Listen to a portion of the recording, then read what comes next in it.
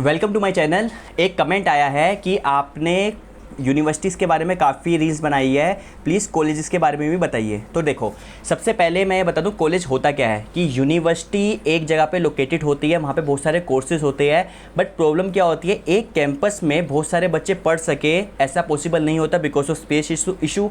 Second चीज़ क्या होती है कि बच्चों के लिए भी वहाँ पे उस लोकेशन पे जाना भी कई बार पॉसिबल नहीं होता, क्योंकि यूनिवर्सिटी एक जगह पर है और एक बच्चा जो है वो दूसरी जगह पर है, मतलब काफ़ी दूर है, तो सारे के सारे बच्चे उस यूनिवर्सिटी पे जा सके ऐसा पॉसिबल नहीं होता। तो एक तरह से एक लेमन लैंग्वेज बताऊँ तो कॉलेजेस क्या होता है, उसकी ब्रांचेस खुल जाती है। जैसे दिल्ली यूनिवर्सिटी नॉर्थ कैंपस में है, अब उसकी बहुत सारी ब्रांचेस खुल गई। अब ब्रांचेस में क्या होता है, जैसे एक ब्रांच हो गया हंसराज कॉलेज, एक हो गया जाकिर हुसैन कॉलेज, तो ये कॉलेज एक तरह से यूनिवर्सिटी की ब्रांच है।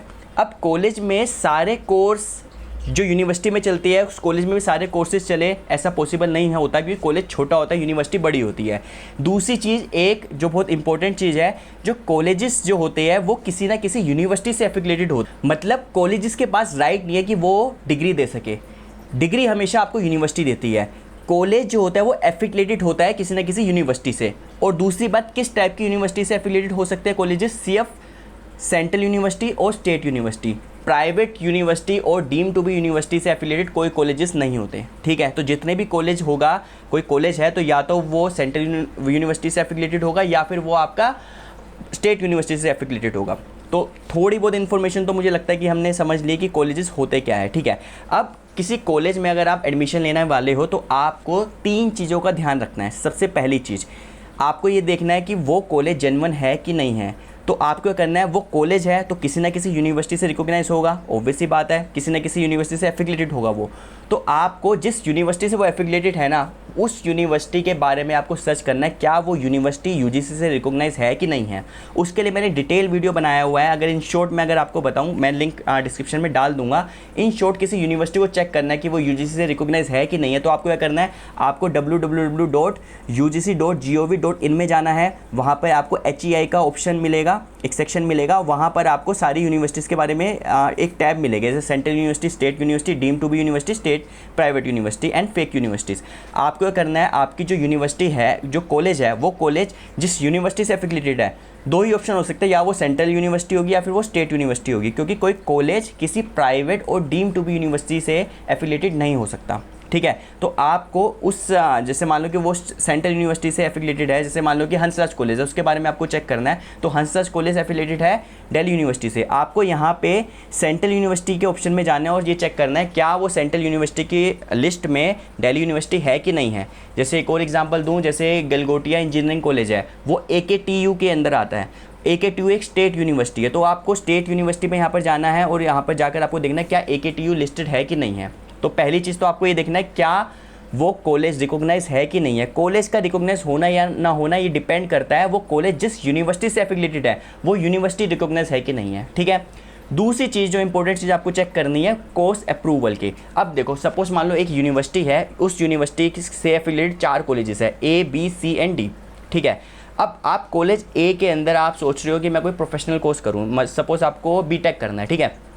अब BTech, वो कॉलेज BTech रन कर रहा है। अब BTech की जो रेगुलेटरी बॉडी होती है, जितने भी प्रोफेशनल कोर्सेज होते हैं ना, जैसे BBA, BCA, MBA, MCA, जितने भी प्रोफेशनल कोर्सेज होते हैं उनकी एक रेगुलेटरी बॉडी होती है जिसको बोलते हैं AICTE, ठीक है। आपको ये चेक करना है क्या वो कॉलेज AICTE अप्रूव्ड है कि नहीं है, ठीक है। तो जैसे अगर आपको लॉ करना है तो लॉ की जो रेगुलेटरी बॉडी होती है वो होती है BCI, bar council of India. अगर आप जिस भी कॉलेज या यूनिवर्सिटी से लॉ का कोर्स कर रहे हो तो वो यूनिवर्सिटी या वो college bar council of India से अप्रूव्ड होना चाहिए वो कोर्स, तभी वो कोर्स आपका वैलिड रहेगा। अदरवाइज आपकी यूनिवर्सिटी तो रिकॉग्नाइज है बट कोर्स अप्रूव्ड होना बहुत ज़रूरी है, अदरवाइज आगे आपको प्रॉब्लम आएगी। इसके बारे में मैंने डिटेल वीडियो, मैं लिंक नीचे डाल दूंगा, वहाँ आपको मिल जाएगा, ठीक है। तो सेकंड चीज़ आपको चेक करनी है कि वो कोर्स अप्रूव्ड है कि नहीं है। अब ऐसा हो सकता है कि मान लो एक यूनिवर्सिटी है XYZ, उसके 4 कॉलेजेस है A, B, C, D। हो सकता है कॉलेज A AICTE अप्रूव्ड हो और कॉलेज B AICTE अप्रूव्ड ना हो। मतलब कि अगर आप BTech का कोर्स कर रहे हो कॉलेज A से, क्योंकि वो A AICTE अप्रूव्ड है तो वहाँ पे कोई ग्रीन फ्लैग है, वहाँ पे कोई प्रॉब्लम नहीं है। बट अगर आप दूसरे कॉलेज में जाते हो, कॉलेज B में जाते हो, वहाँ पर भी BTech चल रहा है बट वो AICTE अप्रूव्ड नहीं है, तो वहाँ पर प्रॉब्लम होती है। ठीक है। तो मतलब कि आप जोन सा भी कोर्स कर रहे हो, उस कोर्स की जो रेगुलेटरी बॉडी होती है, उस रेगुलेटरी बॉडी से आपका कोर्स रिकॉग्नाइज होना चाहिए। ये दो चीज़ें से तो आपको पता चल जाएगा कि आपकी जो कॉलेज है वो जेन्युइन है कि नहीं है, वो फेक तो नहीं है।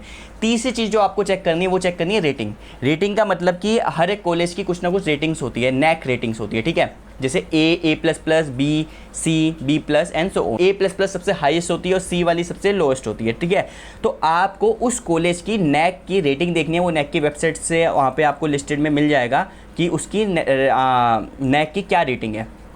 तो बेसिकली आपको ये 3 चीज़ें चेक करनी है किसी भी कॉलेज में एडमिशन लेने से पहले, कि सबसे पहले वो रिकॉग्नाइज होनी चाहिए, वो जो कोर्स कर रहे हो वो कोर्स अप्रूव्ड होना चाहिए, और तीसरा उसकी आपको रेटिंग चेक करनी है। अगर आपको फिर भी कोई डाउट है तो please comment and I will try to answer your questions.